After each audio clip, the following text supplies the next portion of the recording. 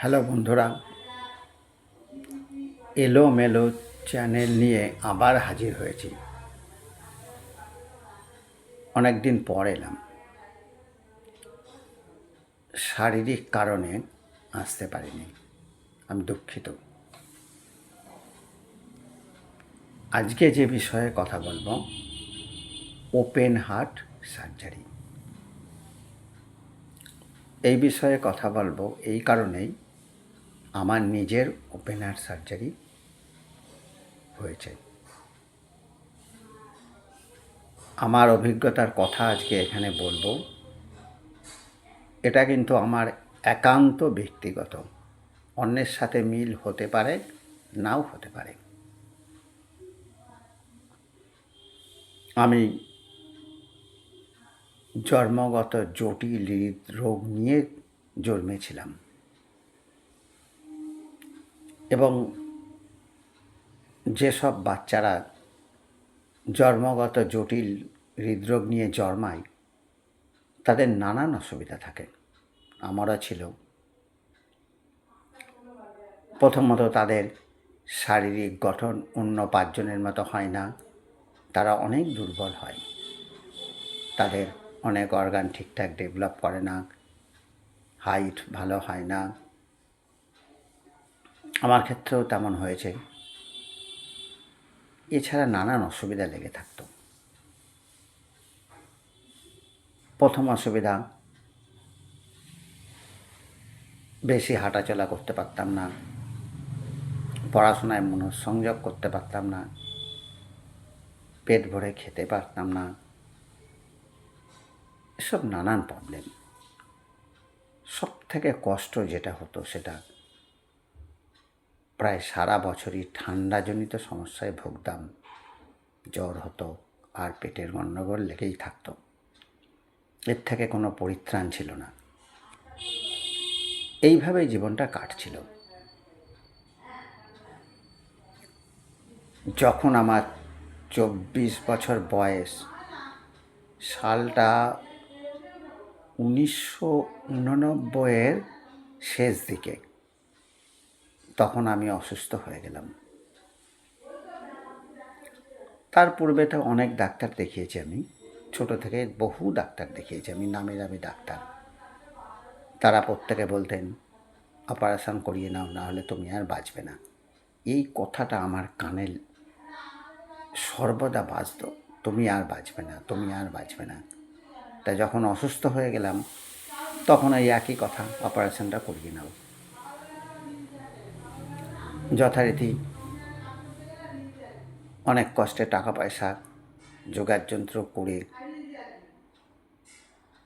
আমরা 1990 সালে ভেলোরে গেলাম অপারেশন করতে।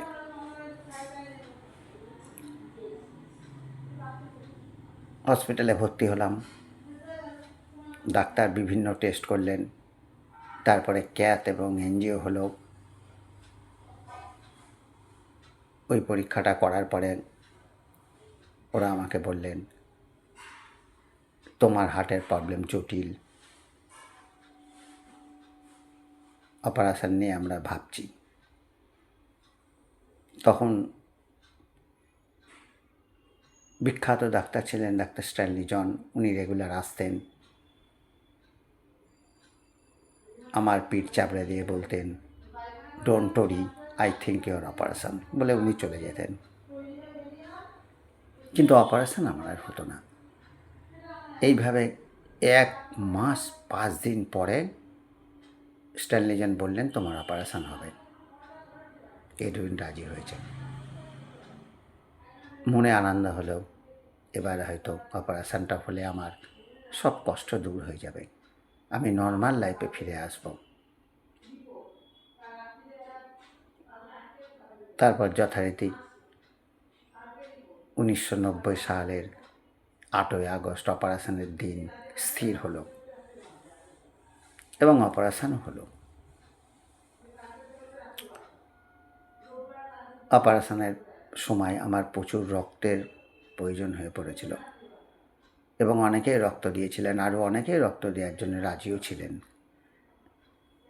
তারপরে ব্লিডিং স্টপ হয়ে যাওয়াতে আর রক্ত লাগেনি। যথারীতি আমাকে আইসিতে দেওয়া হয়েছিল। আইসিতে আমার যখন প্রথম জ্ঞান এলো, আমাকে আইসিইউর ডাক্তার বললেন, তুমি ভয় পেও না, তোমার গলায় পাইপ দেয়া ছিল, তুমি কথা বলতে পারবে না।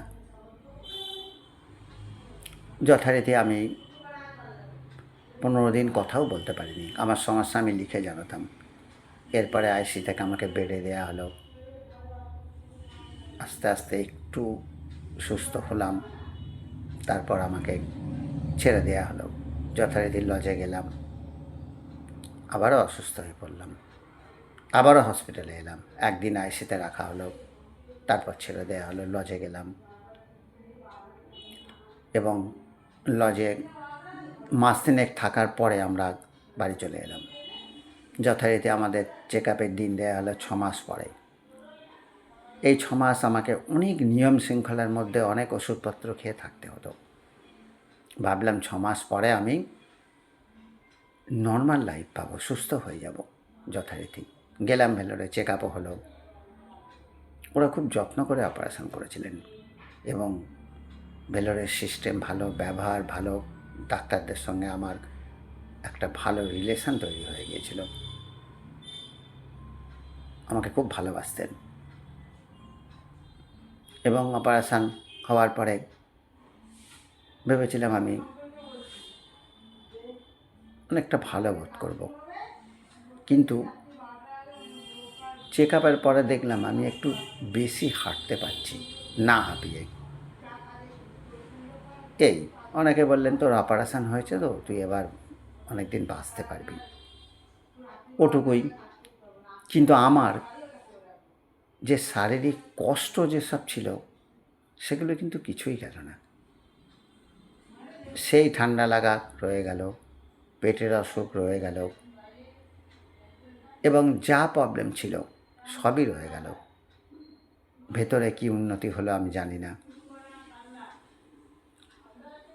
ওপেনার সার্জারি অনেক আশা নিয়ে গিয়েছিলাম, ভেবেছিলাম এত কষ্টের এবার সমাধান হবে, কিন্তু হয় কোথায় সমাধান?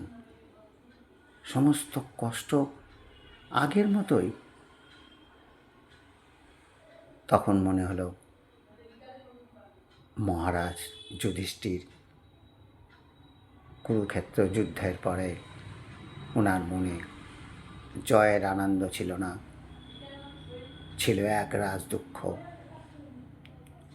এবং উনি ভাবলেন, এটা কী করলাম আমি, কোথায় আনন্দ? আমারও তাই। এত কষ্ট করে, এত টাকা খরচা করে অপারেশান করে অ্যাকচুয়াল লাভটা কী হলো? প্রথম আমার ধারণা ছিল অপারেশান করলেই সুস্থ জীবন, এবং আমি অনেক 5 জনকে দেখেছি তারা অপারেশান করেছে, করে নর্মাল লাইফে ফিরে গেছে, চাকরি বাকরিও করেছে। কিন্তু আমার ক্ষেত্রে কেন এমন হলো? যখন চেক আপে গিয়েছিলাম, ডাক্তার বলেছিলেন ভগবানের জিনিস আমরা কতটা ঠিক করতে পারি, এবং এও আমাকে বলেছিলেন তোমার যে মহাধমনির প্রবলেম ছিল, আমরা অন্য রোগীদের ক্ষেত্রে অপারেশনের সময় এখানে পাইপ দিয়ে অপারেশন করি, কিন্তু তোমার ক্ষেত্রে এটা করা যায়নি। এবং অপারেশনটা আমার খুবই জটিল ছিল। মাঝে মাঝে মনে হয় হয়তো জটিল হৃদরোগ অপারেশন করেও ফুল কারেকশান করা যায় না, হয়তো আমার ক্ষেত্রে তাই হলো। যা আবার হলো, আমার তো কিছু করার নেই, কিন্তু আমার সুস্থ জীবন তো হলো না। এইভাবেই জীবনটা কাটছিল এবং অপারেশনের পরে আমি 2 বছর, 3 বছর, 4 বছর অন্তর ভেলোর যেতাম, তাও একরকম কাটছিল। কিন্তু এর পরবর্তীতে আমার জন্য যে কি ওয়েট করছিল সেটা আমি পরের ভিডিওতে বলবো। বর্তমানে আমি নানান প্রবলেমে আছি এবং হার্টের অবস্থা মোটেই ভালো না। আমি এর পরের ভিডিওতে এগুলো জানাবো। তবে আমার কথা শুনে যারা ওপেনার সার্জারি করতে যাচ্ছেন তারা ভয় পাবেন না, করবেন। আপনাদের হয়তো এমন কেন হবে, হবে না। আজকে এই পর্যন্তই। নমস্কার বন্ধুরা, আমার চ্যানেলটা একটু কমেন্ট করবেন, সাবস্ক্রাইব করে দেবেন, লাইক করবেন প্লিজ। আজকে এখানেই শেষ করছি।